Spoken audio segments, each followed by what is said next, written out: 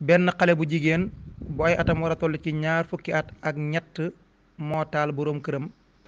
ba mu jaare ko ñàkk bakkanam. mbir mu doy waar la moo xam ne ma nga xewe ca Rufisque te ngéej. ku ñuy wax A Diop di benn xale bu jigéen bu am ñaar fukki at ak ñett jamono ji ma nga ca garde à vue ginnaaw bi mu taalee te loo xam ne moo ko tey koo xam ne boroom këram la ba mu jaare fa ñàkk bakkanam di woy ko turu M Ba. nee ngi nag moom xale bu jigéen bi li ko yóbbali yépp mooy mbirum fiiraange, ndax kat moom daal dafa mujj woon a xalaat ne dafa nar a ñàkk boroom këram bi ndax boroom këram dafa naroon a takk ab ñaareel daal te loolu yi neexu ko. loolu nag ca la profito def li mu def bu nu sukkandikoo ci le quotidien. moom daal moom mi nga xam ne moo di A Diop soxnaam si daf koo fekk mu tëdd mu sotti pétrole ci kawam daal di koy taal ginnaaw bi ñu rawale ko hôpital.